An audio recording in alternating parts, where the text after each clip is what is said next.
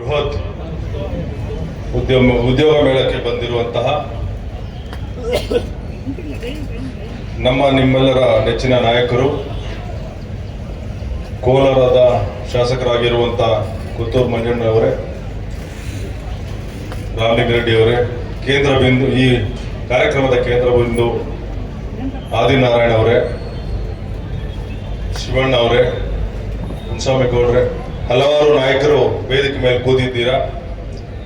ಮುಖ್ಯವಾಗಿ ಈ ಉದ್ಯೋಗ ಮೇಳಕ್ಕೆ ಬಂದಿರುವಂತಹ ಉದ್ಯೋಗ ಆಕಾಂಕ್ಷಿಗಳೇ ಮತ್ತು ಪೋಷಕರೇ ಮತ್ತು ಕಾಂಗ್ರೆಸ್ನ ಎಲ್ಲ ನಾಯಕರುಗಳೇ,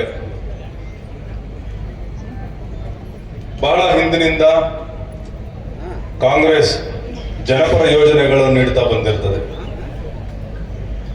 1947ರಲ್ಲಿ ನಮಗೆ ಸ್ವಾತಂತ್ರ್ಯ ಬಂದಾಗ ಬ್ರಿಟಿಷರು ನಮಗೆ ಬಿಟ್ಟು ಹೋದ ಭಾರತ ಬಹಳ ಬಡ ರಾಷ್ಟ್ರ.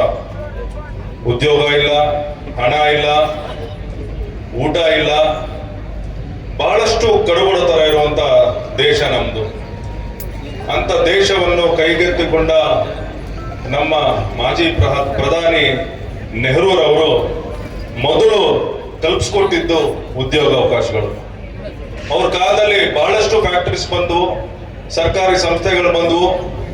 ಬೆಂಗಳೂರಲ್ಲೇ 9 ಸಂಸ್ಥೆಗಳು ನಮ್ಮ ಕನ್ನಡಿಗರಿಗೆ ಕಲ್ಪಿಸ್ಕೊಟ್ರು. ಅದನ್ನ ನವರತ್ನಗಳು ಅಂತ ಕರಿತಾ ಇದ್ರು ಕಾರ್ಖಾನೆಗಳನ್ನ. ITI ಇರ್ಬೋದು, HL ಇರ್ಬೋದು, NGF ಇರ್ಬೋದು, BHEL, ಬೆಮೆಲ್, ಹೀಗೆ ಹಲವಾರು ಫ್ಯಾಕ್ಟರಿಗಳನ್ನ ತೆಗೆದ್ರು. ಲಕ್ಷಾಂತರ ಮಂದಿಗೆ ಉದ್ಯೋಗ ಅವಕಾಶ ಮಾಡಿಕೊಟ್ರು. ನಂತರದ ದಿನಗಳಲ್ಲಿ ಇಂದಿರಾ ಗಾಂಧಿ ಅವರು ಬಂದರು ಮತ್ತು ರಾಹುಲ್ ಗಾಂಧಿ ಅವರು ಬಂದಾಗ ಒಂದು ಕ್ರಾಂತಿನೇ ಉಂಟು ಮಾಡಿದ್ರು, ವೈಜ್ಞಾನಿಕ ಕ್ರಾಂತಿ ಅಂತ ಹೇಳಿ. ನಿಮ್ಗೆ ಕಂಪ್ಯೂಟರ್ಸ್ ಇಂಟ್ರೊಡ್ಯೂಸ್ ಮಾಡಿದ್ರು, ಮೊಬೈಲ್ಸ್ ಇಂಟ್ರೊಡ್ಯೂಸ್ ಮಾಡಿದ್ರು. ನಂತರದ ದಿನಗಳಲ್ಲಿ ಮನಮೋಹನ್ ಸಿಂಗ್ ಅವರು ಫೈನಾನ್ಸ್ ಮಿನಿಸ್ಟರ್ ಆಗಿದ್ರು, PV ನರಸಿಂಹರಾವ್ ಅವರ ಕಾಲದಲ್ಲಿ. ಅವರು ತಂದಂತಹ ಸುಧಾರಣೆಗಳು, ಗ್ಲೋಬಲೈಸೇಷನ್, ಇದೇ ರೀತಿ ಈ ಜನಗಳಿಗೆ ಏನಾದ್ರೂ ಉದ್ಯೋಗ ಅವಕಾಶಗಳು ಕೊಟ್ಟಿದ್ರೆ ಅದು ಬರೀ ಕಾಂಗ್ರೆಸ್ ಪಕ್ಷ ಮಾತ್ರ ಅಂತ ಹೇಳೋದಕ್ಕೆ ನಾನು ಹೆಮ್ಮೆಯಿಂದ ಹೇಳ್ಕೊಳ್ತೀನಿ.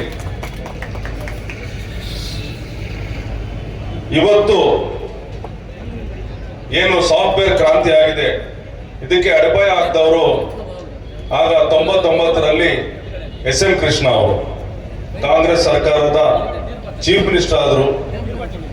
ಇವತ್ತು ಅಮೆರಿಕ ಆಗಲಿ ವಿದೇಶಗಳಲ್ಲಿ ಬಹಳಷ್ಟು ಕನ್ನಡಿಗರು ಹೋಗಿ ಸೆಟ್ಲ್ ಆಗಿದ್ದಾರೆ ಅಂದ್ರೆ ಅದಕ್ಕೆ ಕಾರಣ SM ಕೃಷ್ಣ ಅವರು.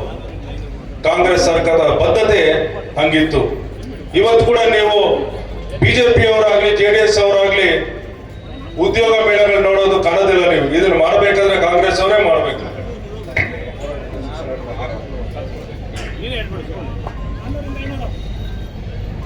ನಾನೂರಿಂದ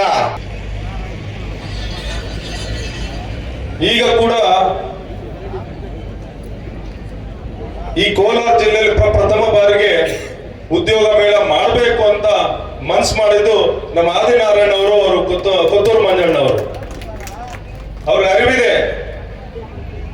ಕೇಂದ್ರ ಸರ್ಕಾರ 10 ವರ್ಷದಿಂದ BJP ಆಡಳಿತಕ್ಕೆ ಬಂದ ಮೇಲೆ ಅವ್ರದೇ ಡೇಟಾ ಹೇಳುತ್ತೆ 50 ವರ್ಷಗಳಲ್ಲಿ ಇಷ್ಟು ಕಡಿಮೆ ಉದ್ಯೋಗಗಳು ಇರಲಿಲ್ಲ. ಹಾಗಾರ ಇದೆ, ಜನ ಓದ್ತಾ ಇದಾರೆ, ಮಕ್ಕಳು ಓದ್ತಾ ಇದಾರೆ, ಅದ್ರ ಉದ್ಯೋಗಗಳು ಸಿಗ್ತಾ ಇಲ್ಲ ಅಂತ ಅದೇ ಡೇಟಾ, ಕೇಂದ್ರ ಸರ್ಕಾರ ಡೇಟಾನೇ ಹೇಳ್ತಾ ಇದೆ. ಅದನ್ನ ನಿವಾರಿಸೋದಕ್ಕೆ ಕಾಂಗ್ರೆಸ್ ಸರ್ಕಾರ ಎಲ್ಲೆಲ್ಲಿ ನಮ್ಮ ಕಾಂಗ್ರೆಸ್ ಸರ್ಕಾರ ಇದೆಯೋ ಆದಷ್ಟು ಪ್ರಯತ್ನಗಳನ್ನ ಮಾಡ್ತಾ ಇದ್ದೀವಿ. ನಾನು ಆದಿನಾರಾಯಣ ಅವರಿಗೆ ಕೃತಜ್ಞ ಹೇಳ್ತೀನಿ. ಇಂಥ ಹೆಚ್ಚು ಜನಪರ ಕಾರ್ಯಕ್ರಮಗಳು ಮಾಡಬೇಕು, ಹೆಚ್ಚು ಜನಕ್ಕೆ ಸಹಾಯ ಆಗಬೇಕು. ನಿಮ್ಮಿಂದ ಒಂದಷ್ಟು ಜನ ಉದ್ಯೋಗ ಪಡ್ಕೊಂಡು ನಾಳೆ ದಿನ ನಿಮ್ ಹೆಸರು ಹೇಳ್ಕೊಂಡು ಅವ್ರ ಮನೆಯಲ್ಲಿ ನೀವು ಫೋಟೋ ಇಟ್ಕೋಬೇಕು ಅಂತ ಕೆಲಸನೂ ಆಗಬೇಕಾಗಿದೆ. ಇಲ್ಲಿ ಉದ್ಯೋಗಾಕಾಂಕ್ಷಿಗಳಲ್ಲಿ ನಾನು ರಿಕ್ವೆಸ್ಟ್ ಮಾಡ್ಕೊಳ್ಳೋದೇನಂದ್ರೆ, ನಿಮ್ಗೆ ಯಾವ ಕೆಲಸ ಸಿಗುತ್ತೋ ದಯವಿಟ್ಟು ತಗೊಳ್ಳಿ. ಇದು ಪ್ರಥಮ ಹೆಜ್ಜೆ. ನಿಮ್ ಟ್ಯಾಲೆಂಟ್ ನೋಡಿ ಉದ್ಯೋಗ ಕೊಡ್ತಾರೆ. ನೀವು ಸಂಬಳ ಕಡಿಮೆ ಆಯ್ತು ಅಥವಾ ಸಾಕಾಗ್ತಾ ಇಲ್ಲ ಅಂತ ಮಾತ್ರ ಉದ್ಯೋಗ ನಿರಾಕರಣೆ ಮಾಡಬೇಡಿ. ಯಾಕಂದ್ರೆ ಬಹಳಷ್ಟು ಕಷ್ಟ ಇದೆ. ಬಹಳಷ್ಟು ಕಷ್ಟಪಟ್ಟು ಸುಮಾರು 30ಕ್ಕಿಂತ ಹೆಚ್ಚು ಕಂಪನಿಗಳನ್ನ ಸೇರಿಸಿದೀವಿ. 80 ಕಂಪನಿಗಳಲ್ಲಿ ಸೇರಿಸಿದೀವಿ. ಪ್ರತಿಯೊಬ್ಬರಿಗೂ ಉದ್ಯೋಗಾವಕಾಶ ಇದೆ. ತಾವು ಉದ್ಯೋಗ ತಗೊಂಡು ಆ ನಂತರದಲ್ಲಿ ನಿಮ್ಮ ಪ್ರತಿಭೆ ತೋರಿಸ್ಕೊಂಡು ಒಂದೊಂದೇ ಮೆಟ್ಲು ಏರ್ಕೊಂಡು ಹೋಗ್ಬೇಕು.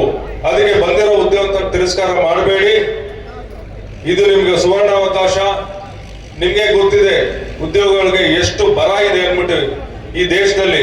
ನಿಮಗೆ ಇದೊಂದು ಸುವರ್ಣ ಅವಕಾಶ. ಇದನ್ನು ಉಪಯೋಗಿಸ್ಕೋಬೇಕಂತ ಹೇಳಿ ತಮ್ಮಲ್ಲಿ ಮನವಿ ಮಾಡಿಕೊಂಡು ನನಗೆ ಅವಕಾಶ ಕೊಟ್ಟ ಎಲ್ಲ ನಮ್ಮ ನಾಯಕರುಗಳಿಗೆ ನಾನು ವಂದಿಸ್ತಾ ನನ್ನ ಮಾತನ್ನು ಮುಗಿಸ್ತೀನಿ.